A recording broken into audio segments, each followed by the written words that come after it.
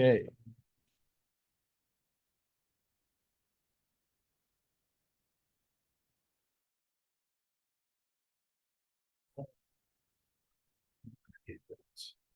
All right. Welcome everybody to the Parsha class, Parsha Tzav 5784. And we have quite a few sources to look at today. Summary of the Parsha is pretty simple. It's the continuation of last week's Parsha of Vayikra, where we were introduced to regular different kinds of sacrifices, for lack of a better word. Korbanot. The Tzav begins with the continuation of that, different Zevach Shlamim, etc. We'll discuss some of that in some detail later on when we look into sources directly, and then the last thing that the parsha deals with is the actual inauguration of the kohanim. And with that, we have the parsha Tzav. This week also there is it's a parsha Para. It's shul, and we don't really have much to say about it unless we find ways to connect the dots. We'll see how that goes. Anyway, without any further ado, let's share the screen and go into the source sheet. 0302 5784. The very first verse of this week's parsha says, "Vayomer Hashem al Moshe Lemor," or so it's Vayomer. And immediately after that, after Hashem speaks to Moshe, he says the famous words that this parsha gets its name from. So actually, it's Vayidaber Hashem al Moshe Lemor. That's actually going to be relevant later on when we look in the Malbim. Actually, and there's the verse that the next verse is where the parsha gets its name. Tzav et Aaron vet panav, command Aaron and his sons, Lemor, saying, Zot Torah ha'ola, this is the law of the ola. The ola is a certain kind of sacrifice that was given, that was completely burnt up. It went up, ola, right? He ha'ola al mokda al mizbech kol halayla ad haboker ve'esha mizbeach tukad bo. It was burnt up. It stayed on the altar and the mizbeach all night long until the next day, and the fire was constantly burning on the mizbeach. So you can imagine this was pretty well charred, and that was the ola offering. The Kitzur Bal HaTurim is what I wanted to point out right now, because as usual, we don't really deal with it too much, but it's worth noting that there's a lot of codes of the Torah. There's secrets and lessons to be learned just from, as we'll see, the order of the words. So, for example, and this is going to be a point that's going to be repeated often in different commentaries throughout this parsha. Maktiv le'el minei. Okay. I guess so. Shama ba tzavet Aaron. That it's earlier on. It's a very previous verse talked about the asham, the guilt offering, and then right after that, it's just tzav et Aaron, command Aaron. So what's this trying to teach you? Lo marsha, use reason b'Torah b'mitzvah. It's important to be zares. We know the kohanim were famously alacritous. They ran to do the mitzvot. So just like they did that, so too a person should run to do mitzvot. B'Torah of mitzvot sheshigagat Talmud ola zadon. Because it's in the sin, usually the kind of thing that leads somebody to bring a guilt offering. Those kinds of sins usually has to do with forgetting something. And if you're learning Torah and you're zares and you're tzav et Aaron, then that wouldn't happen, is the idea. But that's a little musar vort. In other words, he's explaining here what the connection is between the end of last week's parsha and the beginning of this parsha. But here's where he gets a little more code dependent. Get it? Code dependent. All right. Anyway, Moshe Lemor Tzav Et. Those 4 words: Moshe, Lomar, Tzav Et. So we're going to discuss quite a bit why he uses the word lamor to say, even though, remember, Vayidaber Hashem el Moshe lamor. Hashem spoke to Moshe. It seems like lamor is a saying, but as we'll see from the Malbim very, very shortly, there's a difference between dibur and amira and tzav. There's all these different verbs for commanding or speaking. So here, if you look at the last letter of each word, Moshe ends with a hey, lamor ends with a resh, tzav ends with a vav, and et ends with a taf, spelled exactly backwards. Sofetevot Torah. Don't worry, that's our friend, the mosquito eater. Sofetevot. So it's instead of a Rosh Hashanah, instead of an acronym. Surprised at that code. Yeah. Spells Torah. Yeah, exactly. So, it spells Torah, and what does this tell you? This teaches Moshe. It says, Torah tziva otam liyasku b'Torah. It says he's supposed to command Aaron to do the sacrifice. What does it mean to do this sacrifice? Is he going to do it right now? No, he has to learn how to do it. So this command isn't just this, tell them to do it, command them to do it. It's not enough to command somebody to do something. You need to teach them how to do it. You need to teach them the Torah. And learning Torah is going to be a theme throughout these parshot, especially when it comes to the korbanot, which we unfortunately do not have anymore. It's only really the learning about those korbanot that allow us any kind of sense of giving them or performing them.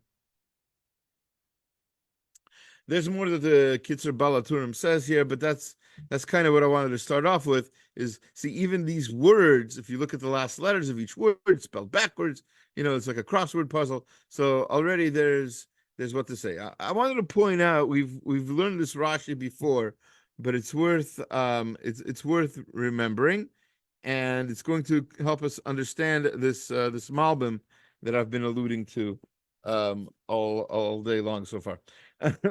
So Rashi, and like I said, we've had this in the previous year. It's an important Rashi. So it's interesting that the Torah uses this very strong tzav, like from the word, it's the shoresh, the root of the word mitzvah. It's a command, order, like the basic order Aaron to do this. And so why are we using such forceful language? Why are we saying tzav? There are a number of other words we could have used just as effectively. And yeah, it's already leaving. Yeah. So right. So ein tzav eloloshon zeruz miyad uladorot. So the expression of the word tzav doesn't just mean command. It means command them to be careful about it, to be zealous about it, to be alacritous, for the lack of a better word, which is a pretty good word, actually. And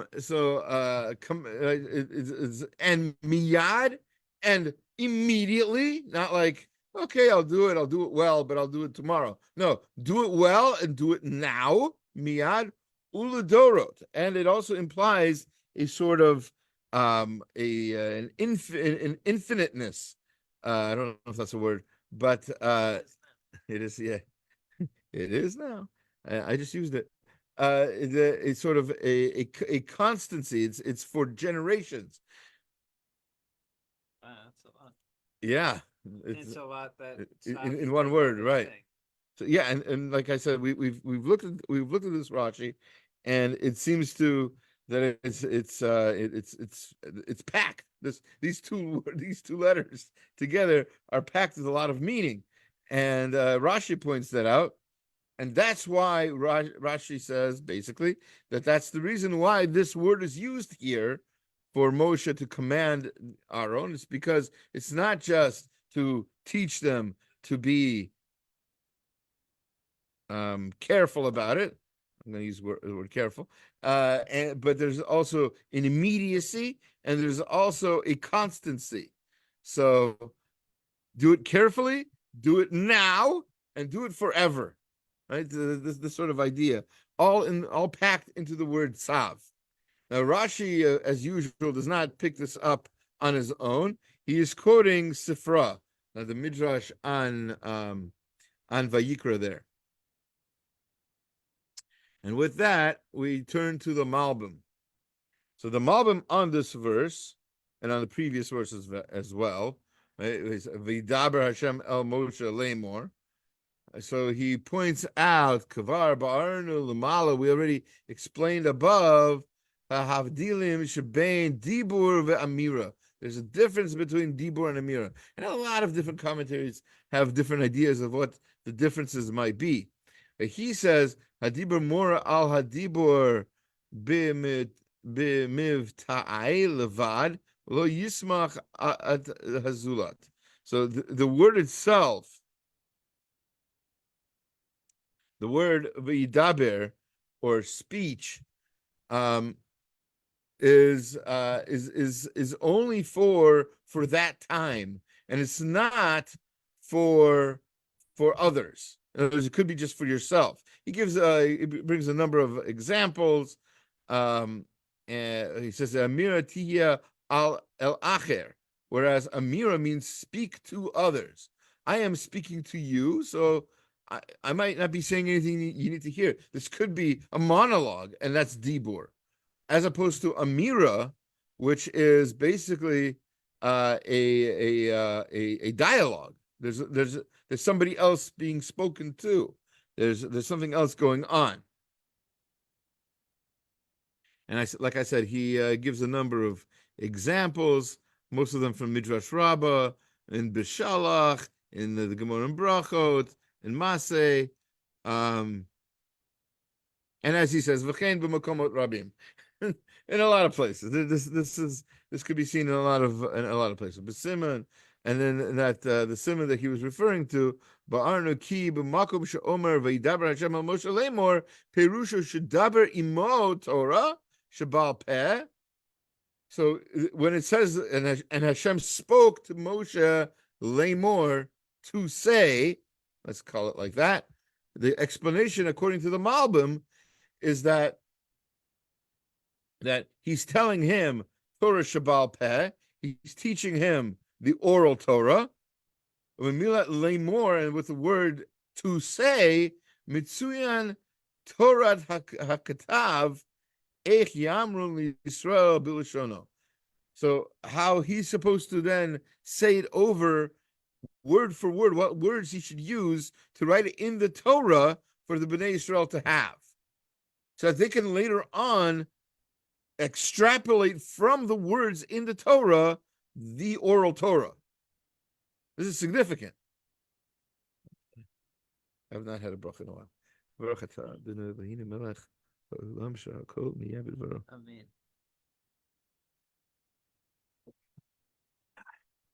That was good. All right.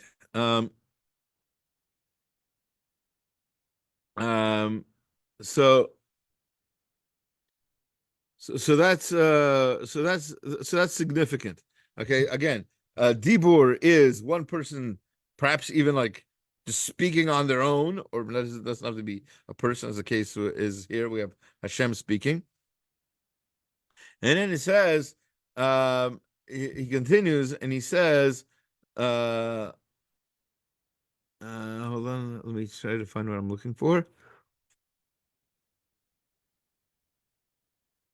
Ma bein dibur lemir. What's the difference between the two? V'od shematzanu gam parshat rabot shenidabru acher shiluach meraglim b'lashon dibur. So he sent the meraglim. The spies were sent with the word with dibur v'daber Hashem al Moshe haya inyan miyuchad leMoshe levado. But the word dibur is specifically only used usually for Moshe. Lo nimta lashon zeh etzel shum navi. No other navi does it say v'yidaber, because no other navi had to write the Torah shebichtav, to teach the Torah Shabal Peh. That was only the law for Moshe, which, by the way, makes a lot of sense for anybody who studied some Gemara. You know that the Gemara makes a point to never learn out laws from Tanakh, from the other Nevi'im. If it's going to learn a law, it's going to learn the law from the Torah. If they quote the Navi, it's just as a proof that a word, for example, is used in such a way or whatever. But it's never going to be that we're learning laws from the Nevi'im.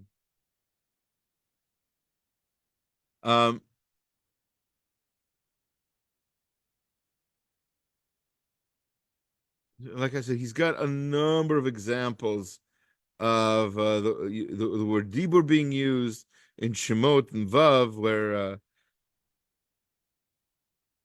regarding Paro.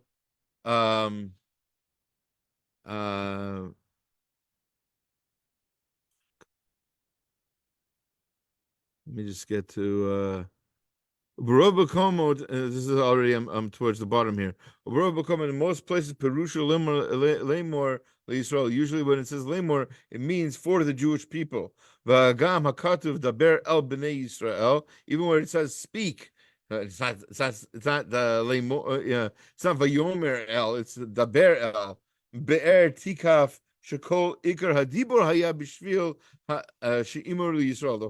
The point was to not just to say it to the Jewish people, but to teach them in such a way that they will be able to, like I said before, extrapolate from there the oral law.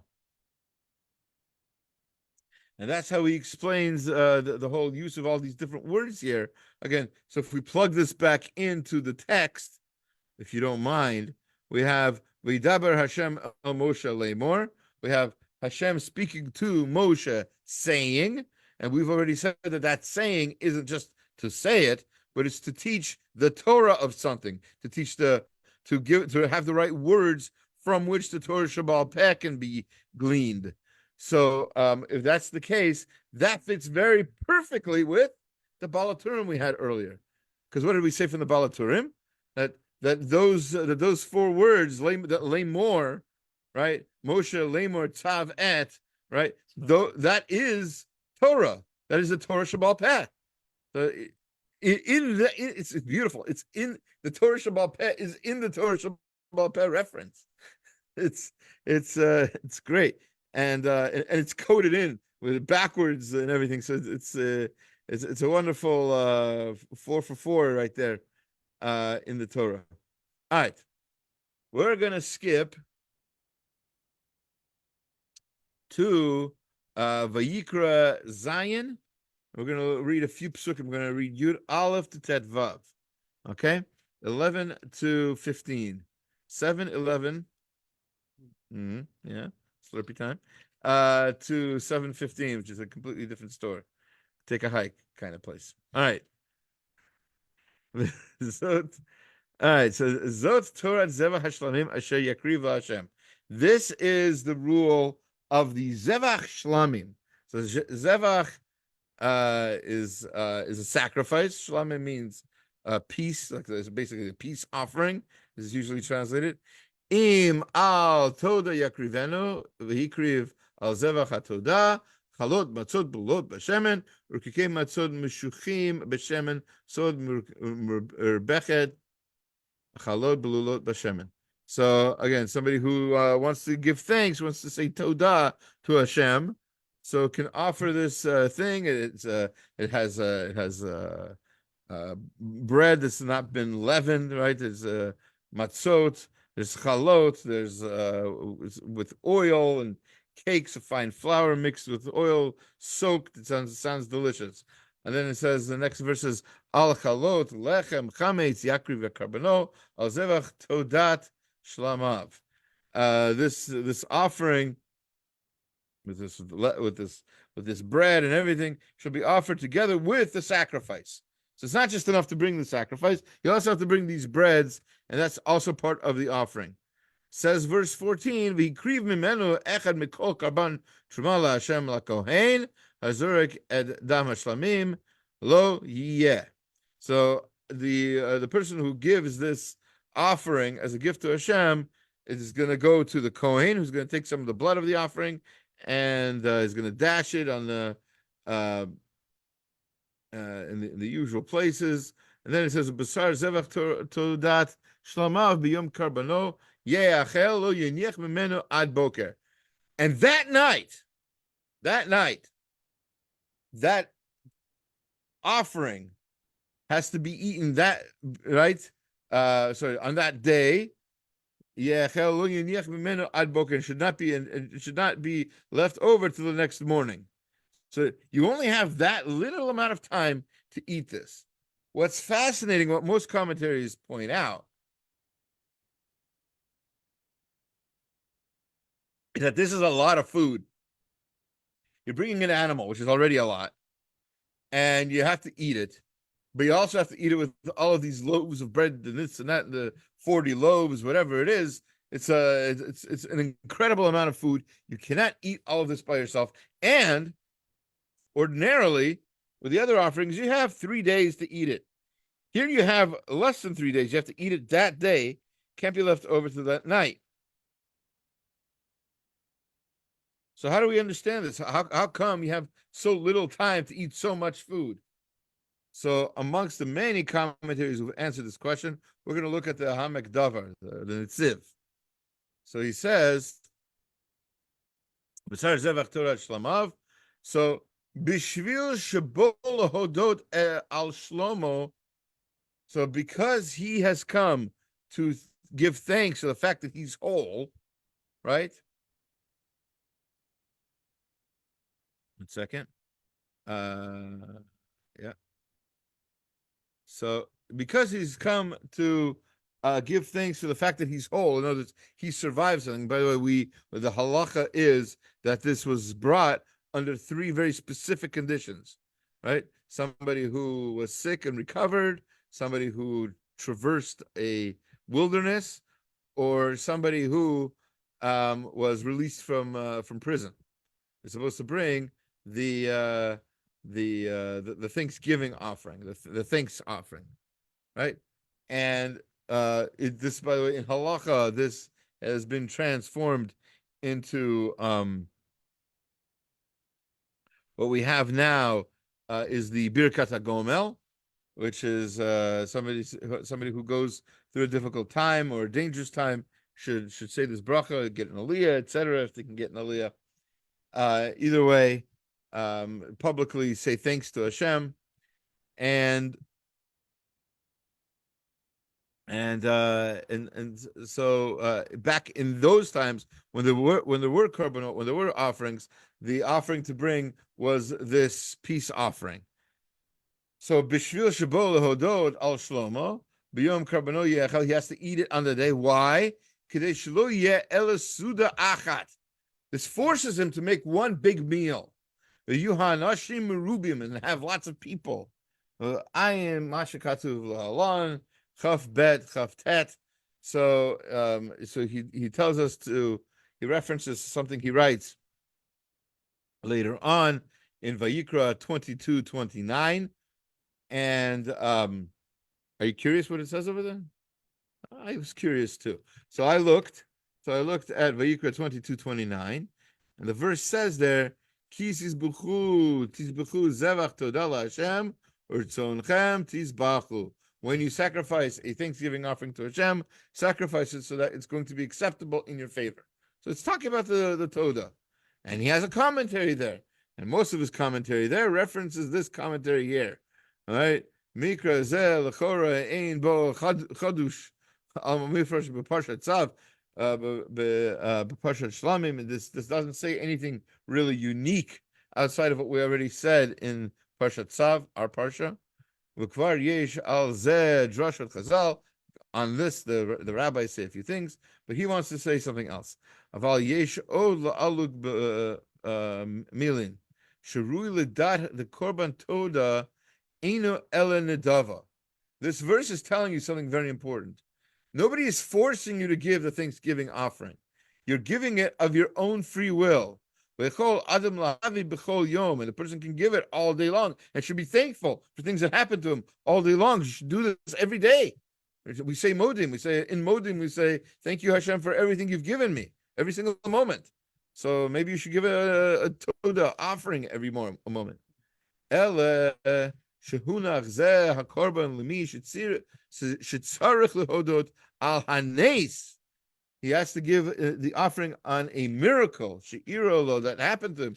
Kidei l'saper hanes be'ed shehu ochel b'suda, and he'll talk about that miracle while he's eating that meal, al suda achat, as he said in his commentary on Tzav, our commentary, right? He said that you need to have one big meal, and at that big meal, you'll tell about the story about what happened, the miracle. And then you'll eat the sacrifice with all the breads, etc. But the point is, you'll perform the mitzvah of Persume Nisa. You will advertise. You will. What's the word I'm looking for? It's not advertise. You'll publicize. Thank you. You'll publicize the miracle, right? And more people will know that Hashem is great and He does miracles for people who deserve it, etc. And that's what he says here is the reason for this one big meal. And that's that, as they say, is that. And that's why it's not brought all the time, and just That's why it's not brought all the time, because then you'll lose some of the feeling for the miracle. It's supposed to be a special thing for you to talk about the miracle. What are you going to do if you do this? Today I breathed. Yeah. Today my blood went through my was pumped by my heart and went to all of my arteries. awesome miracles. These are for sure. But like if you say it every day, it's gonna lose a little something. Yeah. All right. All right. Let's go on. We'll still talk about this offering. We're going to look at verses 18 and 19. 7:18 and 7:19. Okay.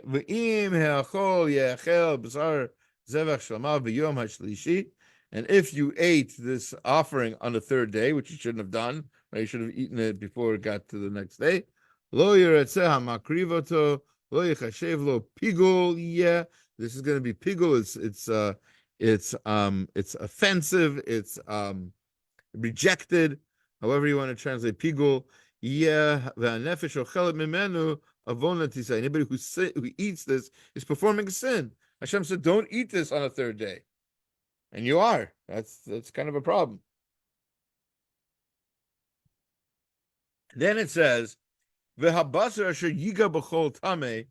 Any meat that touches this meat that shouldn't be out anymore, it should have been burnt, and some other meat touched it. Lo yachel ba'esh, lo yachel should not be eaten. Ba'esh yisaref should be burned in fire.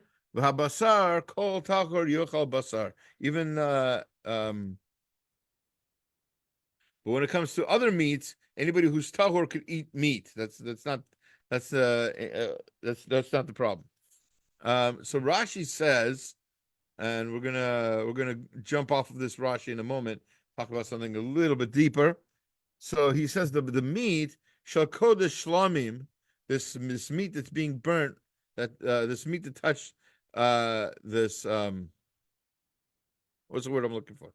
The holy meat, the sacrificial meat that touched this other meat. That's the meat that should not be eaten. Explains the Gur Aryeh, explains the Maral in Gur Aryeh. We're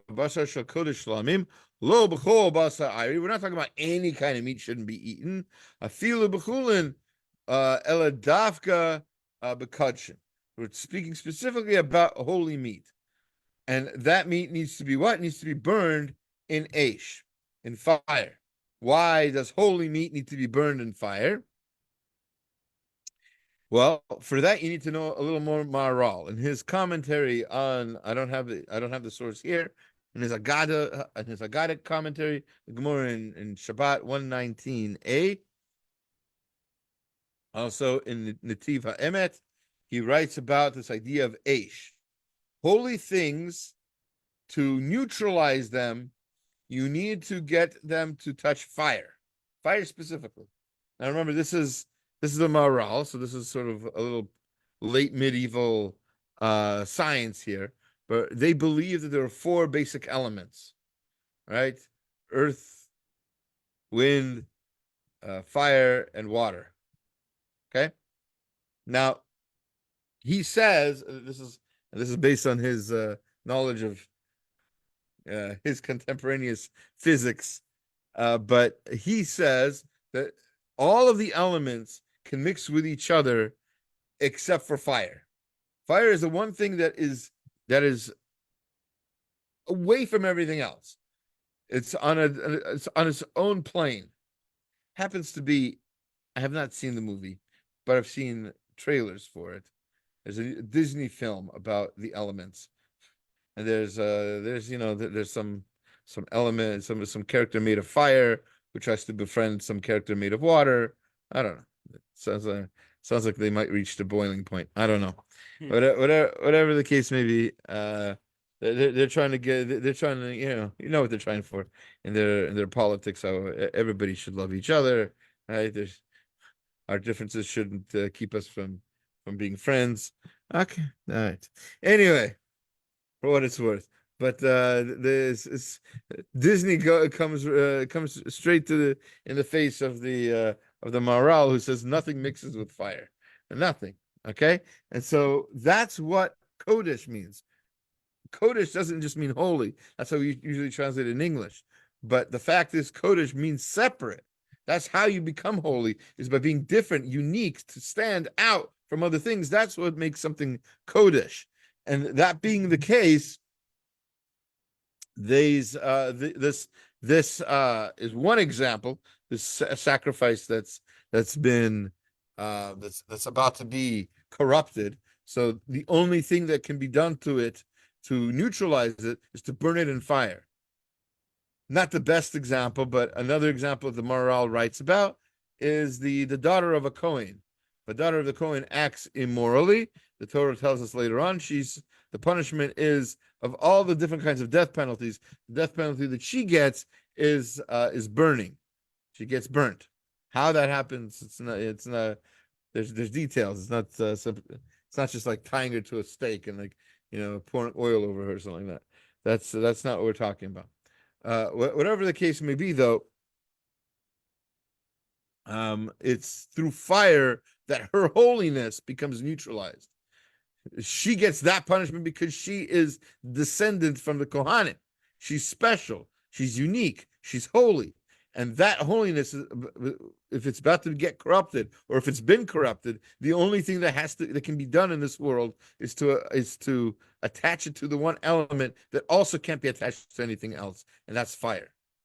That's the Gur Aryeh, and that's what he's going on, and that's why it's this. Why Rashi here has to explain to us that it's not just it's basar shel kodesh shlamim. It's the holy shlamim that needs to be burned in fire to avoid people eating it. Okay.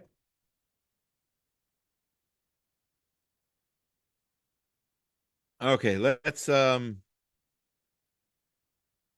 we have one more commentary. We're gonna skip quite a bit here to the I wanted to say at least a word or two about the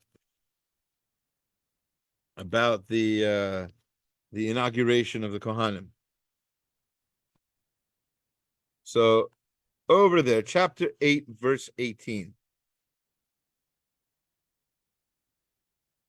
It's in the shortest aliyah of this parsha of the Chamishi. Today's aliyah, actually, in case you didn't notice.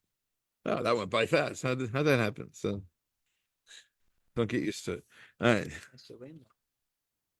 Well, they're all kind of short, actually. Shvi is also short. She. The last three are very short. Like we crammed all the other. We crammed the inauguration all into the last three aliyahs. All right, so he brings a ram as a sin offering, and then he brings another ram. V'yakrev says verse 18, 8:18. V'yakrev et el ha'olav yismuchu aron v'anav et idehem al rosh ha'ayil. So he brought the ram of the burnt offering. Aaron and his sons did smicha. They leaned their hands on the head of the ram. They put their entire weight onto the ram's head, and that as is done with all of the korbanot. Sorry, did I say that he brought a ram sin offering earlier? I'm sorry, I made a mistake. There's no such thing as a ram sin offering. Sin offerings are always a par, a a cow. I mean, unless whatever. That's last week's parsha. Vet par hachatat vet shnei ha'ilim. Sorry. So the Sforno wants to know why this offering, this ram is being brought before the inauguration offering. That paratat that shnei ha'ilim higdim par hachatat.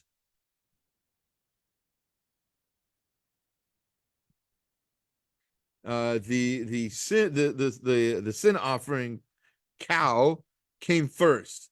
Why? Amram Zal kol chatat kodemet leola, because any sin offering needs to be taken care of before an ola haba. Ima ki ad acher shechoper hachet ein makom klal leola. As long as there's a sin in a person, there's no room, there's no place for him to be elevated. This ola is supposed to elevate the person. How are you supposed to do that if you don't first clear yourself of sin? Right? You've made a mistake. You've broken your relationship with Hashem. You can't expect to then to be elevated. So what's the sin offering at all? So the sin offering in this particular case is due to the fact that the kohanim, Aaron specifically, was involved in the golden calf, right? Whatever it was, why ever he did it, we discussed this almost every year when we talk about the golden calf. but in Kitisa, when Aaron threw the fire into the mold or made the mold or whatever it was that he did, he did something wrong. He didn't sacrifice his life. Maybe that's a good thing. I'm not going to get into all that right now. But he certainly he had a part in the golden calf, which is a big sin, and so therefore the kohanim need to be forgiven for that first before they're inaugurated. How do you inaugurate somebody if they still have the stain of sin on them?